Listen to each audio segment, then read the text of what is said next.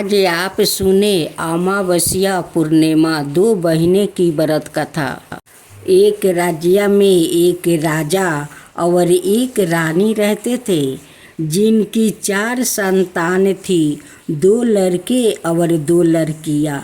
एक लड़की का नाम पूर्णिमा और दूसरी लड़की का नाम अमावस्या। पूर्णिमा घर के कामों में निपुण थी और घर का पूरा काम करती है और भगवान की पूजा अर्चना भी करती है। इसके अतिरिक्त वो गौ माता की सेवा भी किया करती है और उसकी दूसरी बहन अमावस्या ना ही घर का कोई काम करती है, ना ही भगवान की पूजा अर्चना करती है और ना ही गौ माता की सेवा करती है। पूर्णिमा सबर गुण संपन्न थी, फिर भी राजा और रानी अपने दोनों बेटों और पुत्री अमावस्या को ही प्यार किया करते थे और वो पूर्णिमा से प्यार नहीं करते थे, उसके साथ भेदभाव करते थे। राजा के चारों पुत्र और पुत्री धीरे धीरे बड़े हो रहे थे। जब वो बड़े हो गया, राजा ने अपने दोनों पुत्रों का विवाह योग्य कन्याओं के साथ करवा दिया। इसके बाद रानी ने राजा से कहा कि अब 2 पुत्रियां विवाह योग्य हो गई है और इन दोनों का विवाह भी कर दो, लेकिन पुत्री अमावस्या का विवाह किसी बड़े खानदान में कराना और पूर्णिमा का विवाह किसी गरीब परिवार में कराना, क्योंकि पूर्णिमा को केवल भगवान की पूजा पाठ करनी है पसंद है और गाय की सेवा करना पसंद है। अब रानी ने राजा को दोनों पुत्रियां का रिश्ता तय करने के लिए भेज दिया। राजा ने अपने पड़ोसी राज्य में जाकर वहाँ के राजा के पुत्र से अमावस्या का रिश्ता तय कर दिया और वही पास के गांव में जाकर एक गरीब परिवार के लड़के से पुत्री पूर्णिमा का रिश्ता भी तय कर दिया। यह सारी बात जानकर राजा ने अपनी रानी से बताया तो रानी यह सोचने लगी कि अब देखती हूँ कि भगवान इसकी मदद कैसे करते हैं। यह बहुत ही पूजा पाठ करती है और भगवान में मगन रहती है। पूर्णिमा का भाई और उसकी भाभी पूर्णिमा से बहुत प्यार करते हैं, क्योंकि पूर्णिमा उनके घर के कामों में उनका साथ देती है और कामों में उनका हाथ बटाती है और यही उनकी दूसरी बहन अमावस्या उन पर अपना रोब जमाती रहती है और घर का कोई कार्य नहीं करती है। कुछ समय बीत जाने के बाद दोनों पुत्रियां का विवाह हो जाता है। राजा और रानी की विवाह के बाद अपनी दोनों पुत्रियां को विदाई देते हैं। विदाई देते समय राजा और रानी पुत्री अमावस्या को बहुत सारा धन और दौलत देकर विदा करते हैं और पूर्णिमा को भी कुछ भी नहीं देते, खाली हाथे अपने घर से विदा कर देते हैं। इसके बाद दोनों बहनें अपने अपने ससुराल को चली जाती है। कुछ दिन बीत जाते हैं और दिन अमावस्या अपने घर पर शिव जी की कथा रखती है, जिसमें वो सभी गांव वाले को निमंत्रित देती है और अपनी बहन पूर्णिमा को नहीं बुलाती। जब गांव की सभी औरतों अमावस्या के यहाँ जाती है तो यह सब दृश्य पूर्णिमा अपने घर के दरवाजे के बाहर बैठकर देख रही होती है। तब वहाँ से गुजर रही औरतों पूर्णिमा से कहती है कि तुम्हारी बहन के यहाँ शिव जी की गाथा रखी है, क्यों तुम नहीं जाओगी? पूर्णिमा ने कहा, मुझे निमंत्रित नहीं आया है, मैं नहीं जा सकती। सभी गांव की औरतों ने पूर्णिमा से कहा, बुलाया नहीं तो क्या हुआ, भगवान शिव की गाथा है, तुम हमारे साथ चलो। गांव की सभी औरतों की बात मानकर पूर्णिमा भी उनके साथ भगवान शिव की गाथा में अमावस्या के घर चली जाती है। जब अमावस्या की नज़र पूर्णिमा पर पड़ती है तो वो कहती है कि तुम यहाँ कैसे चली आई, मैंने तो तुम्हें बुलाया नहीं था। खैर कोई बात नहीं, अब तुम आ ही गई हो तो चुपचाप बैठी रहना। और यह कहते हुए अमावस्या में पूर्णिमा की गरीबी का भी मजाक उड़ाया। पूर्णिमा की आंखों में आंसू आ गया और रोते रोते मन ही मन में पूर्णिमा भगवान शिव से विनती करती है, हे भगवान, क्या पूजा पाठ करना गलत है? गौ माता की सेवा करना गलत है? आखिर मेरी गलती क्या है? आप मुझ पर अपनी कृपा दृष्टि कब बनाएंगे? पूर्णिमा बार बार भगवान शिव से यही कहती रहती है। इतने में शिव गाथा पूरी हो जाती है और अमावस्या भगवान का प्रसाद बांटने लगती है। वहाँ सभी लोगों को प्रसाद देती है, लेकिन पूर्णिमा को वहाँ प्रसाद नहीं देती। पूर्णिमा बिना प्रसाद के ही अपने घर लौट जाती है। रास्ते में वो यह सोचते हुए चलती है कि यदि बच्चे उसके गाथा का प्रसाद मांगेंगे तो वो उन्हें क्या जवाब देगी। उसने सोचा था कि वो अपने मायके, अपने भाई और भौजाई के यहाँ जाएगी और वहाँ जाते हुए वहाँ बच्चों के लिए कुछ लेकर जाएगी। ऐसा सोचते हुए वहाँ अपने घर वापस लौट आई। घर वापस लौट कर आने के बाद वो अपने पिता और बच्चों से कहती है कि वो अपने मायके जा रही है। पिता ने कहा ठीक है और कुछ समय के बाद पूर्णिमा अपने मायके के लिए रवाना हो गई। चलते चलते रास्ते में एक चौतरा आया जिस पर तुलसी का पौधा लगा था। उस चौतरे पर एक बुढ़िया अम्मा बैठी हुई थी। वो कोई और नहीं, साक्षात तुलसी माता थी। उस बुढ़िया माता ने पूर्णिमा से कहा, बेटी तुम कौन हो और कहाँ जा रही हो? पूर्णिमा अपना परिचय देती है। परिचय देने के बाद बुढ़िया औरत ने पूर्णिमा से कहा कि यहाँ तुलसी का पौधा सूख रहा है, उसमें थोड़ा सा पानी डाल दो और इस चौतरे की साफ सफाई कर दो, जिससे मुझे थोड़ी ठंडक मिलेगी। पूर्णिमा ने कहा कि ठीक है माँ, मैं तुलसी में पानी डाल देती हूँ और यहाँ की साफ सफाई भी कर देती हूँ। पूर्णिमा ने साफ सफाई करने के बाद बुढ़िया अम्मा को भी नहला दिया और बुढ़िया अम्मा के भी सेवा की। उनके पैर दबाया और बुढ़िया अम्मा से कहा कि माँ जी और बताइए मैं आपकी क्या सेवा करूं, और कोई काम है तो बता दीजिए, मैं कर दूंगी।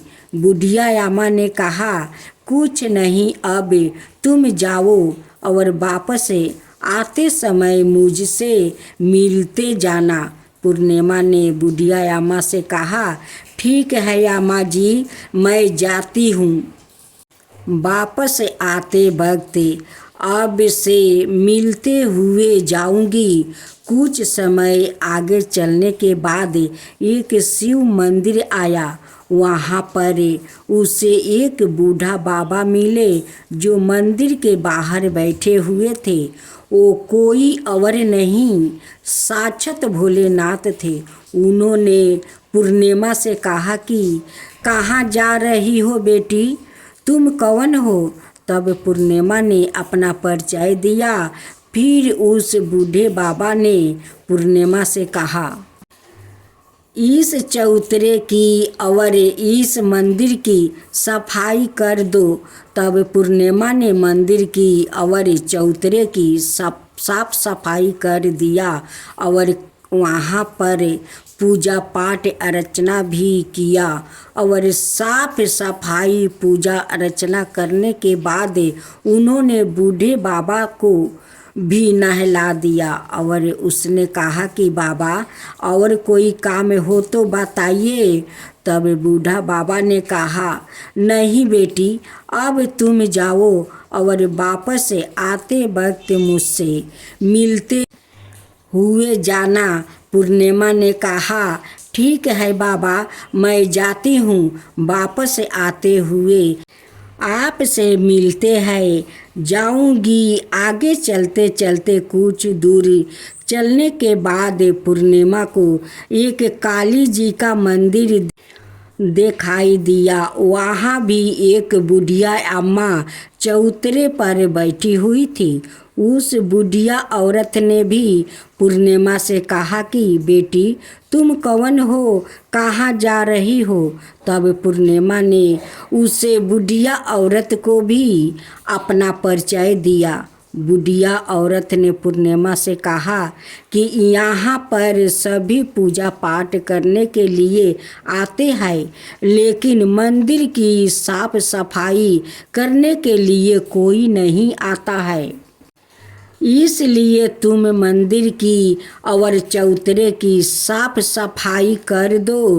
पूर्णिमा ने कहा, ठीक है माता जी। और पूर्णिमा मंदिर की और चौतरे की साफ सफाई कर देती है और पूजा पाठ भी करती है और माता जी का श्रृंगार कर देती है और उस बुढ़िया अम्मा को भी नहला देती है और बुढ़िया अम्मा के पैर दबाती है और कहती है कि सभी काम हो गया है माँ जी, और कोई काम हो तो बताइए। बुढ़िया अम्मा कहती है कि नहीं बेटी, अब तुम जाओ, लेकिन वापस आते वक्त मुझसे मिलते हुए जाना। पूर्णिमा कहती है कि ठीक है और वो आगे चली जाती है। आगे चलते चलते एक नदी आती है। वहाँ पर भी एक बुढ़िया अम्मा बैठी रहती है और वहाँ कहती है कि बेटी, तुम कौन हो और कहाँ से आई हो? उसे भी पूर्णिमा अपना परिचय देती है। बुढ़िया औरत पूर्णिमा से कहती है कि नदी पर स्नान करने तो यहाँ पर सब आते हैं, लेकिन यहाँ की साफ सफाई कोई नहीं करता है, इसलिए तुम इस किनारे पर साफ सफाई कर दो। पूर्णिमा कहती है, ठीक है माँ जी, और वहाँ की साफ सफाई कर देती है और उस बुढ़िया अम्मा के पैर दबा देती है और कहती है, माँ जी, और कोई काम हो तो बताइए। बुढ़िया औरत कहती है कि कुछ नहीं बेटी, तुम जाओ, लेकिन वापस आते वक्त मुझसे मिलते हुए जाना। और वहाँ नाव में बैठकर नदी के दूसरे किनारे पहुँच जाती है और वहाँ अपने महके के घर पहुँच जाती है। वहाँ पर पूर्णिमा के भाई और भाभी उसे देखकर बहुत खुश हो जाते हैं और वो पूर्णिमा की बहुत खातिरदारी करते हैं और उसे बहुत सारी बातें कहते हैं और कहते हैं कि बच्चों को भी साथ में लेकर आती तो बहुत अच्छा होता। अब कुछ समय के बाद पूर्णिमा ने वापस अपने ससुराल जाने को कहा तो उसकी भाभी ने उसके लिए एक साड़ी दी और खे खेलों में बच्चों के लिए कपड़े और खाने पीने की कुछ चीज़ें रख दिया और कहा कि तुम बहुत दिनों के बाद आती हो। और पूर्णिमा की भाभी ने यह थैला पूर्णिमा के हाथ में दे दिया और कहा कि जाओ और जल्दी वापस आना। इसके बाद पूर्णिमा वहाँ से अपने ससुराल के लिए रवाना हो गई और उसी की नदी के किनारे पहुँची और नाव में बैठकर दूसरे किनारे पर उतर गई। वहाँ पर उतरने के बाद वहाँ पर उसे वही बुढ़िया अम्मा मिली जो साक्षात गंगा मैया थी। उस बुढ़िया अम्मा ने पूर्णिमा को एक थैला दिया और कहा कि इसे तुम अपने घर जाकर ही खोलना। अब पूर्णिमा के पास बहुत पहले हो गए थे। उन्हें लेकर पूर्णिमा वहाँ से रवाना हुई। आगे कुछ दूर चलने पर काली माँ का मंदिर आया। वहाँ पर काली माँ बुढ़िया माँ के रूप में विराजमान थी। उसने कहा, आ गई बेटी। पूर्णिमा ने कहा, हाँ माँ जी, मैं आ गई। तो काली माँ ने उसे एक थैला दिया और कहा, तुम यहाँ थैला अपने घर जाकर खोलना। अब पूर्णिमा के पास 3 थैले हो गया। 3 थैली लेकर पूर्णिमा आगे बढ़ी। कुछ दूर जाने पर शिव जी का मंदिर आया, जहाँ बूढ़ा बाबा के रूप में शिव जी सवाए विराजमान थे। बूढ़े बाबा ने कहा, पूर्णिमा तुम वापस आ गई। पूर्णिमा ने कहा, हाँ बाबा, मैं वापस आ गई। बूढ़े बाबा ने भी पूर्णिमा को एक थैला दिया और कहा कि यह थैला तुम घर जाकर ही खोलना। पूर्णिमा ने कहा, ठीक है बाबा। अब पूर्णिमा के पास 4 थैले हो गया। अब पूर्णिमा 4 थैले पहले को अब कैसे ले जाती है। उसने एक पुरानी साड़ी निकाली और उन सभी खोलों का एक गाठा बना लिया और सर पर रख कर वहाँ से रवाना हो गई। कुछ दूर जाने के बाद उसे तुलसी माँ बुढ़िया औरत के रूप में मिलती है और कहती है, पूर्णिमा तुम आ गई। पूर्णिमा कहती है, हाँ माँ जी, मैं आ गई। वो बुढ़िया औरत भी उसे एक थैला देती है और कहती है कि यह थैला तू अपने घर जाकर ही खोलना। पूर्णिमा कहती है कि ठीक है माँ जी। अब पूर्णिमा के पास 5 थैले हो गया। पूर्णिमा वहाँ से रवाना हुई तो वापस अपने घर पहुँच गई। पूर्णिमा ने बच्चों को नीचे रखा और सबसे पहले अपने महके का थैला खोलकर देखने लगी। उसमें बच्चों के लिए अच्छे अच्छे कपड़े और खाने पीने के चीज़ें थी और उसने कुछ गहने भी थे। पूर्णिमा ने कपड़े अपने बच्चों को दे दिया और खाने पीने की चीज़ें भी बच्चों को दे दिया। बच्चा यह सब पाकर बहुत खुश थे। अब पूर्णिमा ने दूसरा थैला खोला जो उसमें गंगा मैया ने दिया था। उसमें ढेर सारे हीरे जवाहरात, सोना चांदी आदि था। इसके बाद अब पूर्णिमा ने तीसरा थैला खोला जो उसे काली माँ ने दिया था। उसमें बहुत सारा सोना श्रृंगार का सामान भरा हुआ था। इसके बाद पूर्णिमा ने चौथा थैला खोली जो उसमें भगवान शिव ने दिया हुआ था। उसमें बहुत सारा धन संपत्ति भरा हुआ था और बहुत सारी खुशियाँ भरी हुई थी। उसके बाद अब पूर्णिमा ने 5वां थैला खोला जो उसे तुलसी माँ ने दिया था। उसमें चावल, दाल और 7 प्रकार की खाने की चीज़ें से भरा हुआ था। अब पूर्णिमा के घर में किसी भी चीज़ की कमी नहीं थी। उसका घर धन धन से भरा हुआ था और पूर्णिमा और उसका परिवार सुख में जीवन व्यतीत करने लगा। अब पूर्णिमा के मन में विचार आया कि क्यों ना शिव जी की गाथा करवाई जाए और शिव जी की गाथा में एक कार्यक्रम रखा।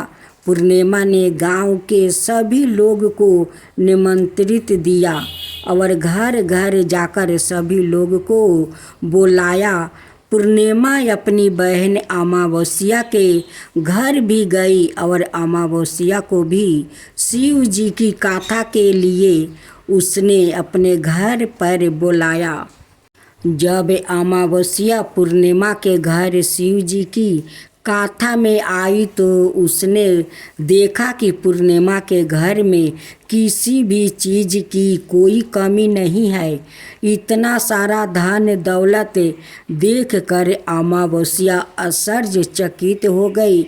उसने पूर्णिमा से कहा कि तुम्हारे घर में इतनी धन दौलत कहाँ से आई है? पूर्णिमा ने कहा, देखो बहन, तुमने शिव जी की गाथा में मुझे नहीं बुलाया था, फिर भी मैं चली गई और तुमने मुझे प्रसाद तक नहीं दिया और मेरी गरीबी का मजाक भी उड़ाया।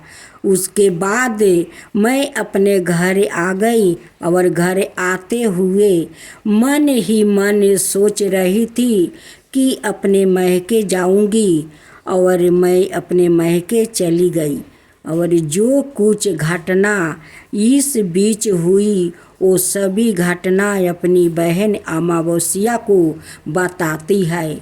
अमावस्या कहती है कि तुम भी मुझे प्रसाद मत दो और मुझे डांटो।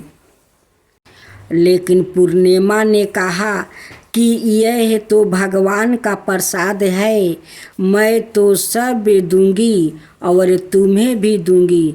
फिर अमावस्या ने प्रसाद नहीं लिया और वो सीधे अपने घर चली गई। घर जाकर अपने बच्चों से कहकर वहाँ अपने महके जाने के लिए तैयार हो गई और महके के लिए निकल गई। उस भी रास्ते में चलते चलते तुलसी माँ मिली जो चौतरे पर बुढ़िया माँ के रूप में बैठी हुई थी। बुढ़िया माँ ने अमावस्या से कहा कि बेटी, कौन हो तुम और कहाँ जा रही हो?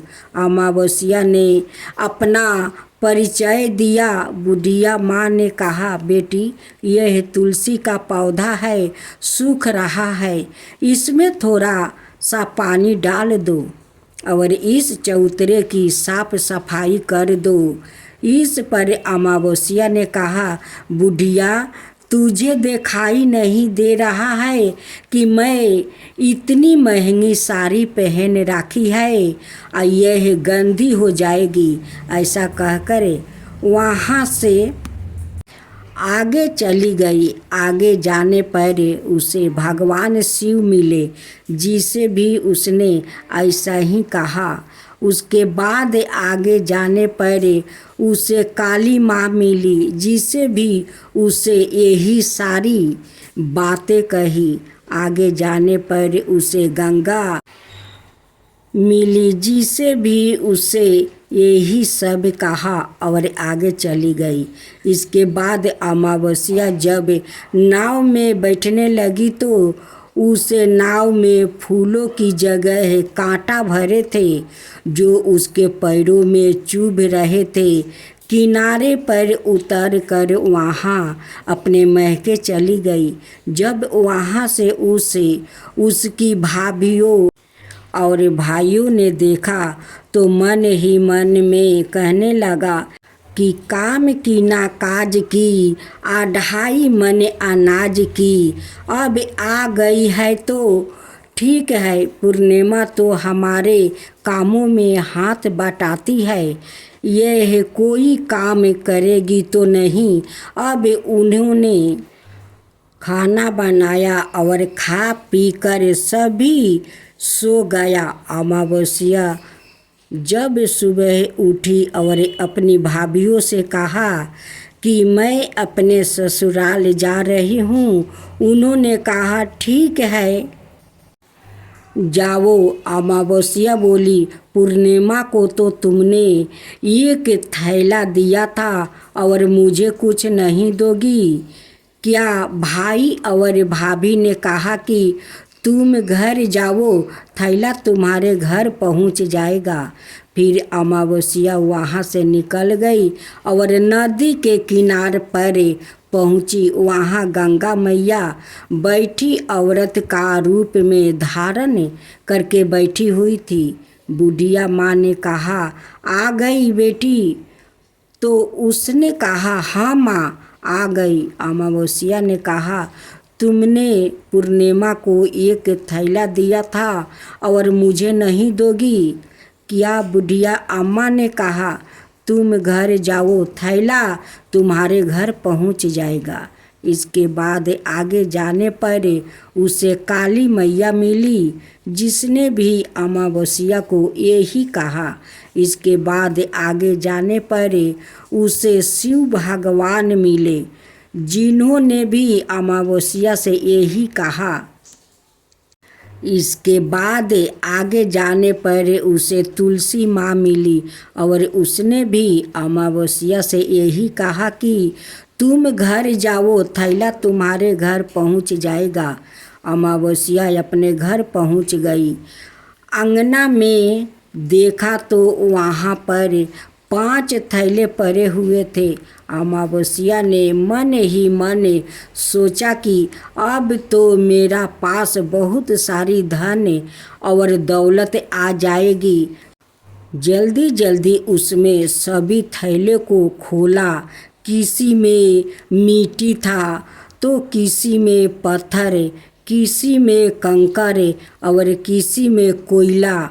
उसे महके से भी कुछ नहीं मिला था। इन थैलों में कुछ भी नहीं था। अमावस्या दौड़ती हुई पूर्णिमा के घर गई और कहती है कि तुम्हें तो इतना सब कुछ मिला, मुझे तो कुछ नहीं मिला, आखिर क्यों? तो पूर्णिमा कहती है कि जब मैं अपने महके जाती हूँ तो अपनी भाभीयों के साथ उनके कामों में हाथ बटाती हूँ, उनके साथ मिलकर काम करती हूँ। लेकिन तुम ऐसा कुछ नहीं करती, उनकी इज्जत भी नहीं करती, इसलिए वो तुम्हें भला क्या देंगे। इसके बाद तुमने गंगा मैया को ठुकरा दिया और काली माँ को भी ठुकरा दिया और भगवान शिव को भी तुमने ठुकरा दिया, इसलिए उन्होंने भी तुम्हें कुछ नहीं दिया। अमावस्या कहती है कि बहन, तुम मुझे माफ़ कर दो, मैंने तुम पर हमेशा अत्याचार किया है। मुझे कुछ नहीं मिला तो कोई बात नहीं, मैं भी भगवान की भक्ति करूँगी और सब कुछ प्राप्ति कर लूँगी। मुझे इन सब चीज़ों का रहस्य बताओ। तो पूर्णिमा ने कहा कि तुम 3 सूत्रा का ज्ञान ले लो और उसकी गाथा करना। पहले सूत्र में दाया मांगना और दूसरे सूत्र में गाथा मांगना और तीसरे सूत्र में 108 बार ओम नमः शिवाय का जप करना। बहन, भगवान ने यह सूत्र दिया है, इनको अपने हृदय में बसा लेना। मैंने भी यह 3 सूत्र अपने जीवन में अपनाया है और सच्चे मन से भगवान की भक्ति पूजा पाठ किया है। फिर भगवान ने मुझे यह सब कुछ दिया है और तुम्हारे पास जो कुछ था वो भी सब खत्म हो गया है। इसके बाद अमावस्या अपने घर गई और भगवान की पूजा पाठ करने लगी। भगवान शिव से उसने माफ़ी मांगी और गौ माता की सेवा भी की और दूसरों की मदद भी करने लगी। जय भोलेनाथ, जय मैया काली, जय तुलसी माता, जय गंगा मैया।